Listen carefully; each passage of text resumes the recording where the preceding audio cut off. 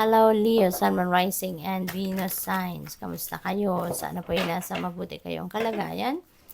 Welcome back po sa Star Tarot. At kung bago kayo rito, welcome din po kayo. Please subscribe, like, share my videos, and leave me a comment po kung naka-resonate kayo. Thank you. So, tignan natin kung ano ang mga messages ni Leo. We have the Eight of Fire. Napakaganda nito. Kasi things are going to move quickly. You know, mabilis ngayon ang mga galawan, mabilis ngayon ang transition, mabilis yung mga pangyayari, yung mga development no, will be fast. Wala na ngayon mga blockages, malilift na yan, mga delays, malilift na yan, yung mga natigil no, na sitwasyon, ano, that will be moving forward na muli sa ngayon. Kaya this is good. Kaya siguro maaring mabisi lang kayo, no? So you need to be ready for anything. You need to be fit physically, mentally, and emotionally. You need to be fit and ready for this kasi maaring magkasabay-sabay, maaring maraming magsasabay-sabay siguro dito ng mga pangyayari kaya kailangang ready kayo no for anything.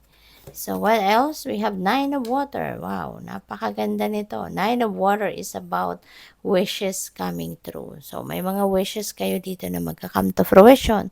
Mayroon na kayo mga heart's desires, mga bagay na gusto ninyong ma-manifest sa buhay ninyo will be happening, no? Magka-come to fruition na kung ano mga top of the list siguro ninyo na mga wishes, no? Yan ay ibibigay na din sa'yo. At this is time for happiness and joy, financial and material success as well. Po pwedeng dumating, maaari din na magkakaroon ng love life. Ang iba sa inyo rito na naghahanap ng love life, no? Baka ngayon, ang panahon no na makilala mo na kung sino yung potential mo maging jowa, maging asawa, maging boyfriend or girlfriend, yung ganon. Kaya magiging ka ngayon, magiging masaya. You will be happy, you will be contented, at yung mga concerns ninyo, yung mga pag-aalala ninyo, yung mga worries ninyo will fade away na from here on. So, what else? We have Page of Earth. Ayan. So, maganda. Si Page of Earth, maraming balita, no? May mga news, information na dadating dito na related ito sa inyong kaperahang aspeto. Related ito sa pinagkakakitaan ninyo, baka related ito sa baka meron ditong mga mga reward, award, mga ganon, or baka financial opportunities, maybe mababalitaan ninyo sa ngayon, no? So, those are good news coming your way. Magiging, siguro may mga, kung naghahanap kayo ng trabaho, baka may offer na kayo sa ngayon, or baka kung nag-take kayo ng examination, baka ma-receive nyo na ngayon yung balita na nakapasa kayo, yung mga ganun ba. Kaya, magandang balita ang mga dadating. And this is a successful period sa buhay ninyo at this time. So, good luck sa'yo. So, tignan natin kung ano pa ang mga mensahe para sa'yo.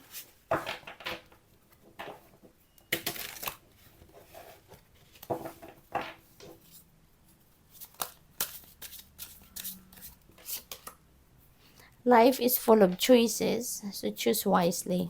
Okay?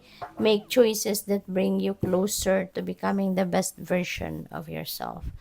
Ayan. So, binibigyan kayo ngayon ng liberty ng universe to choose the path, no? Kung ano man ang gusto mong tahakin na, na daan sa ngayon. So, ang advice lang sa inyo dito, mamili kayo. Use your judgment dito, no? And choose wisely. Okay? Huwag yung basta-bastang magdedesisyon, huwag yung basta-bastang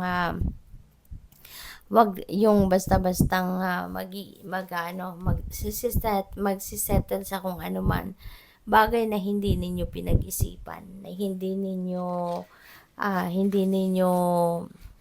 pinag-isipan mabuti, 'no? Kasi baka kayo'y magkamali, baka kayo ay magsisi lang, 'di ba? So, make choices, 'no, na magdadala sa inyo sa pag-evolve, kumbaga, into the best version of yourself, okay? Huwag yung mas lalo lang kayong mapapasama, okay?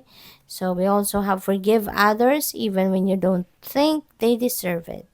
You deserve the peace that comes from forgiveness. Kasi kapag nagpapatawad tayo, hindi ibig sabihin na nagpapatawad tayo because ginagawa natin ng pabor yung mga taong nakasakit ng damdamin natin, mga taong nakapagdulot ng sama ng loob sa atin. We are forgiving them because we are doing a favor sa sarili natin para tayo ay makapag-move on na sa buhay, para tayo ay magkaroon na ng kapayapaan sa dibdib at hindi na tayo mamroblema, hindi na tayo ma-stress, 'di ba? So in other words, we are doing ourselves a favor by forgiving those people who have caused us pain, who have hurt us in the past, 'di ba?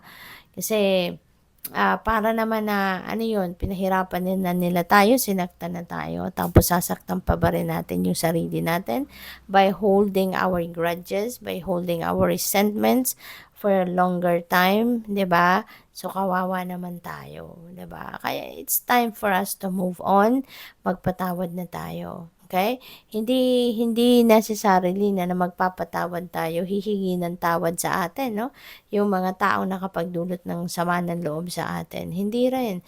Kasi may mga tao din na hindi marunong humingi ng tawad. May mga tao din na walang remorse sa mga ginawa nilang pagkakamali towards other people. Hindi natin kailangan yon para tayo ay makapagpatawad. Kundi kahit hindi humihingi ng tawad sa atin ang mga tao, sa sarili natin, patawarin na natin sila para mawala na yung tinik sa dibdib natin, para mawala na yung bigat, 'di ba? So, hindi naman necessary na ipaalam natin sa kanila na sila'y napatawad na natin, hindi ba? Hindi necessary na gano'n, no? Sa sarili lang natin, let's do it for ourselves para makapagsimula na tayo ng bagong buhay. I-let go na natin yung grudges, yung resentments natin sa kanila, no? Na tayo lang ang nakakaalam para tayo makapagsimula na ng bagong buhay. Okay? Good luck sa'yo. Thank you for watching. Love and light. Namaste.